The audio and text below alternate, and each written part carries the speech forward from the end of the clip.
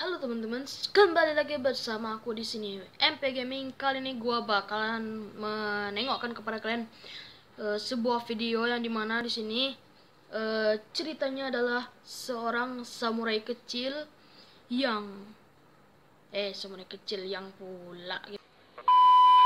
yang dikejar-kejar oleh naga yang ingin mencongkel matanya, guys. Oh my god, itu bakalan sadis banget. Jadi sebelum kita masuk ke dalam video, jangan lupa kalian klik tombol subscribe dan like-nya karena semua itu gratis, guys. Oke, ya udah, langsung saja kita ke videonya ya. Let's go. Akan membawakan sebuah film yang sangat indah, di mana proses pembuatannya menggunakan teknik stop motion yang sangat rumit, guys. Film ini berjudul Kubo and the Two Strings. Nah, itu ya judulnya, guys ya. 2016 silam. Film ini disutradarai oleh Travis Knight. Pengisi suara film ini diisi orang Charlize Theron, Art Parkinson, Ralph Fiennes, dan beberapa nama besar lainnya. Orang-orang yang ditunjukkan di film ini tadi itu adalah pencipta filmnya, guys ya.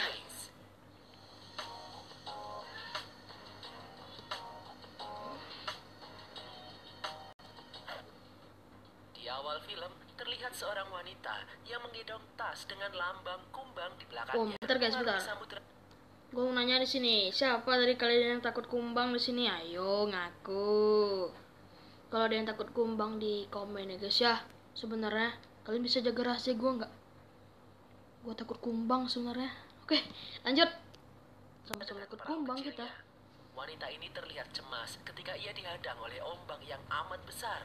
Lalu wanita tersebut memetik gitar ajaib yang ada di tangannya dan membuat ombak yang besar yang ada di depannya akhirnya terbelah. Oh my god, tapi hal itu luar biasa itu kekuatan dari musibah, karena di belakang wanita itu ombak yang lebih besar dibokongi hingga membuat wanita itu terdampar di sebuah pulau.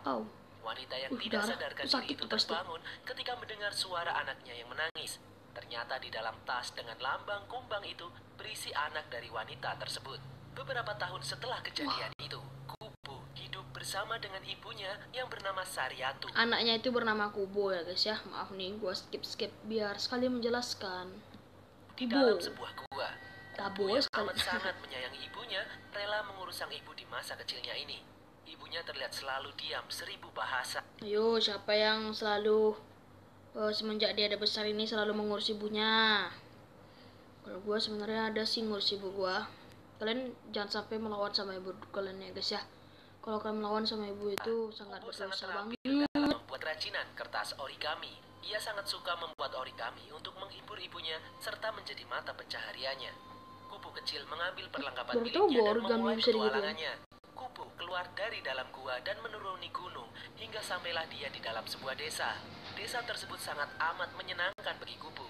Di desa ini pula, Kubu bertemu dengan seorang nenek-nenek pengemis. Di sini kita mengetahui bahwa di desa ini Kubu biasa menjadi seorang pengamen dan seorang penampil yang cukup terkenal.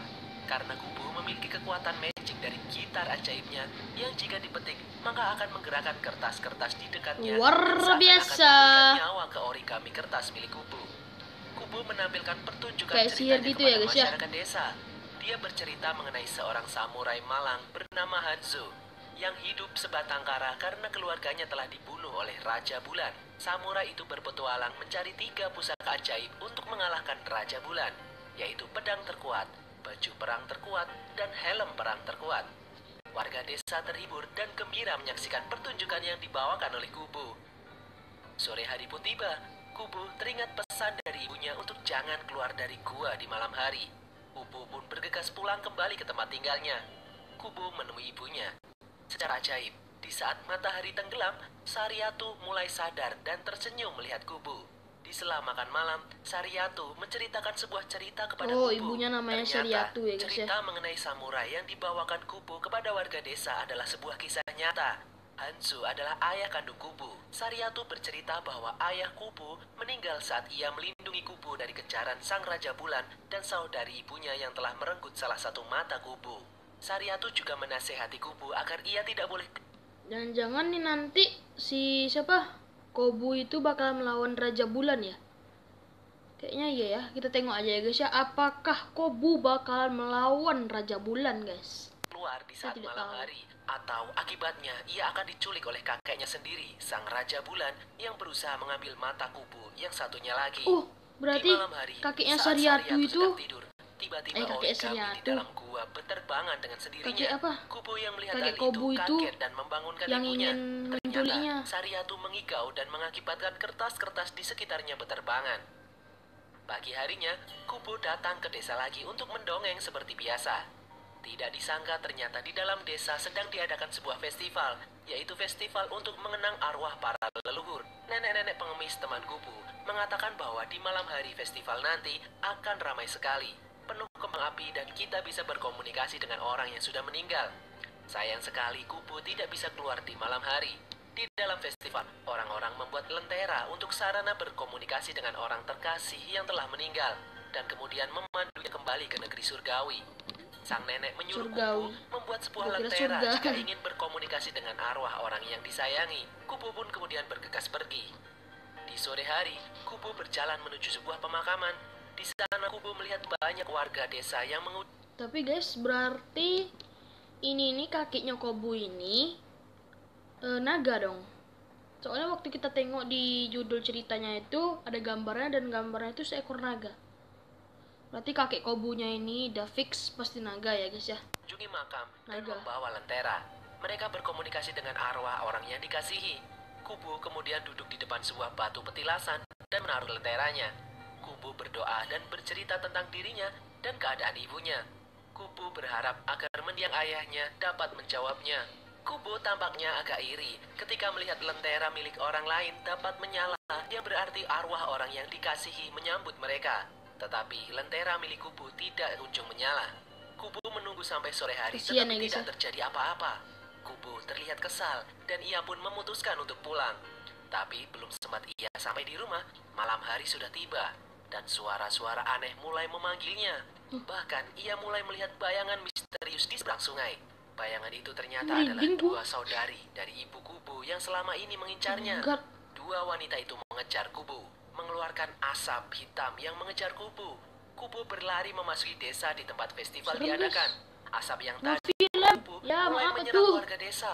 Kubo terjatuh dan di detik-detik terakhir ini, ibu Kubo datang dan membantu Kubo. Sariatu menghadapi saudarinya Rasain kan? yang ingin menculik Kubo. Oh, bukan Sariatu rasain. menggunakan sisa-sisa kekuatan sihirnya untuk menyelamatkan Kubo dari kejaran saudari-saudarinya. Bisa Beberapa sayap saat dia. kemudian, Kubo terbangun dari pingsannya. Dari kumbang dia bisa disayap. Wih, kalau gitu gue nggak takut kumbang lah. Hah, nggak kayak gitulah, MP. Ia melihat seekor monyet putih aneh yang berkata bahwa Kubo sekarang mendarat di tempat antah berantah yang sangat jauh. Monyet itu menjelaskan kalau ibu Kubo telah tiada dan desa yang biasa Kubo datangi telah hancur. Monyet itu berkata kalau saudari ibunya masih mencoba mencari dan mengejar Kubo. Jangan-jangan Monyet ini itu saudaranya mengajak Kubo untuk mencari tempat Sariati berlindung lagi ya. sebelum ibunya malam Kubu. hari tiba. Kubo yang masih kebingungan terpaksa menuruti apa kata sang monyet. Mereka pun berlari melintasi salju. Singkat Gua cerita, naik juga sampailah dong. mereka di depan bangkai seekor paus. Gua naik Monyet juga. itu menyarankan Kubo untuk berlindung di dalam bangkai paus tersebut. Dan di dalam bangkai paus, sang monyet memasak makan malam untuk mereka berdua. Kubo yang penasaran bertanya kepada monyet itu siapa dia sebenarnya. Ternyata monyet itu adalah sebuah jimat milik Kubo yang dihidupkan dengan sisa-sisa kekuatan sihir milik ibu Kubo untuk melindungi Oh, ini Kubo. monyet yang dipegang ibunya Monyet Kubu itu tadi, menasihati Sariati. Ya, Kubo dipegang agar Sariati. kuat. Karena saat Nah, itu. ini ia sedang diburu oleh kakek dan bibinya. Dan yang harus Kubo lakukan saat ini adalah mencari 3 benda pusaka untuk melindungi Kubo dari kejaran kakeknya, Sang Raja Bulan. Kubo memperlihatkan selai rambut milik ibunya yang tak sengaja tercabut di saat terakhir Kubo meninggalkan ibunya. Dan oleh si monyet dibuat menjadi sebuah aksesoris. Keesokan paginya, Kubo dibangunkan oleh si monyet yang berkata bahwa Kubo mengigau bermimpi memanggil-manggil nama ayahnya. Sampai-sampai origami milik Kubo bergerak sendiri membentuk seorang samurai dengan sendirinya. Kubo memberi nama origami samurai Berarti ini Kubo dengan udah nama mendiang mempunyai ayahnya. kekuatan. Hanzo, samurai origami ini terlihat biasa. seperti memberikan Sudah Kubo mempunyai petunjuk kekuatan arah yang untuk menemukan luar 3 biasa, pusaka ya, ajaib. guys, ya. Dan mereka bertiga kemudian memulai perjalanannya dengan dipandu oleh origami samurai milik Kubo. Di tengah perjalanan, Kubo yang melihat seekor burung terbang sendirian kemudian memperlihatkan kelebihannya. Ia mulai memainkan gitarnya sehingga kertas-kertas miliknya berubah bentuk menjadi burung-burung yang bisa terbang. Si monyet yang melihat itu pun terkesima. Kubo yang bergembira tiba-tiba terjatuh saat ia main dan si monyet pun menasihatinya. Tanpa mereka sadari, dari belakang terlihat sosok asing yang memperhatikan mereka berdua. Mereka pun kembali melanjutkan perjalanan dengan Kubo yang masih bermain-main menggunakan gitar ajaibnya. Beberapa saat kemudian, sampailah Kubo di suatu tempat. Monyet yang ada di depan Kubo tiba-tiba kaget ketika menyadari Kubo telah menghilang. Sang monyet pun mencarinya, dan ternyata Kubo diculik oleh seekor monster kumbang samurai. Alasan si kumbang menculik Kubo adalah ia ingin melihat origami samurai milik Kubo. Lalu si kumbang ini menjelaskan bahwa dulu dirinya pernah menjadi seorang samurai terhebat, tetapi ia dikutuk untuk menjadi seekor kumbang sebatang kara dan dihapus segala ingatan masa Jangan-jangan dia lalunya. kayak guys ya. Si kumbang Yang melihat itu. Kubo memakai jubah dengan lambang yang sama dengan klan miliknya. Kubo bercerita kalau ayahnya, Hanzo, adalah seorang pemimpin klan samurai. Jangan-jangan dia Kumbang yang lagi ya. hilang Kisah ingatan itu dianya. pun tertarik kepada Kubo karena Kubo adalah anak dari pemimpin klan yang berarti guru si kumbang itu sendiri.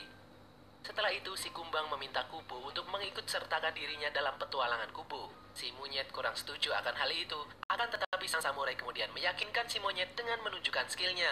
Lalu Hanzo pun terlihat menunjukkan arah tujuan perjalanan mereka lagi. Di dalam perjalanan, di saat mereka bertiga sedang berbincang-bincang, pembicaraan mereka terhenti ketika Hanzo masuk ke dalam sebuah lubang dan mengarahkan mereka ke dalam sebuah gua berbentuk tengkorak. Si monyet menyarankan agar mereka tidak menyentuh apapun, tapi si kumbang dan Kubo terlanjur menyentuh pintu gua itu dan membuat mereka terjatuh ke dalam sebuah ruangan yang besar.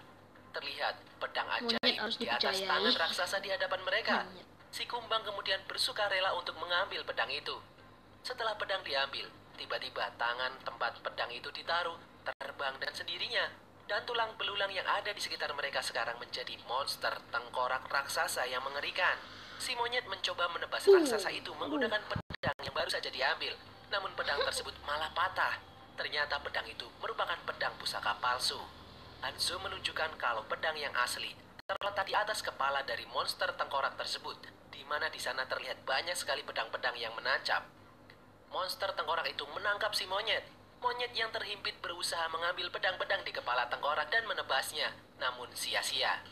Lalu Kubo dengan kekuatannya membuat burung-burung yang mengganggu si tengkorak. Ketika Kubo dan kumbang akan berlari, tiba-tiba Kubo terjatuh, tepat di saat monster tengkorak itu akan menginjaknya. Si kumbang pun datang dan melindungi Kubo. Si kumbang baru menyadari bahwa ternyata dirinya juga bisa terbang. Nah, dengan kekuatannya, si kumbang terbang ke atas kepala tengkorak itu dan mencari pedang yang dimaksud, namun masih saja belum ketemu. Beberapa saat kemudian, monster tengkorak itu berhasil menangkap si kumbang dan melemparkan Kubo. Beruntung Kubo diselamatkan dengan panah si kumbang.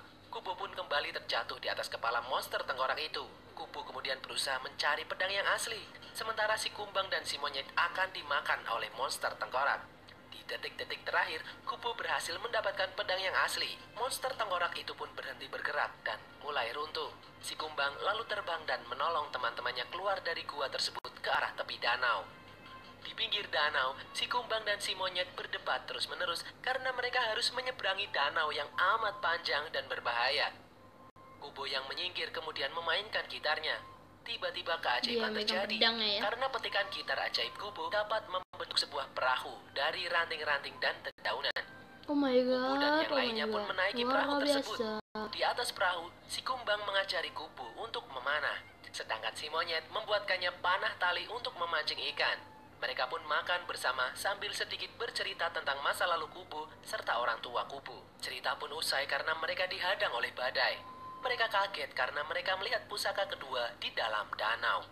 Si kumbang mencoba langsung masuk ke dalam air, tetapi monyet dan Kubo menghalaunya dengan menceritakan bahwa di dalam air tersebut terdapat seekor makhluk dengan mata menyala yang dapat membuat siapapun yang melihatnya tidak akan kembali lagi. Si kumbang yang mendengarnya tidak terpengaruh dan tetap melanjutkan misinya mengambil pusaka yang kedua. Terus kepala nih anak. Di lain tempat, Bibi dari Kubo menemukan jejak Kubo dan melanjutkan pengejarannya.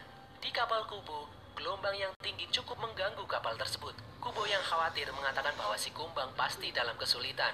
Kubo kemudian nyemplung ke dalam danau. Di atas, ketika si monyet akan nyemplung juga, tiba-tiba ia ditarik Bibi Kubo.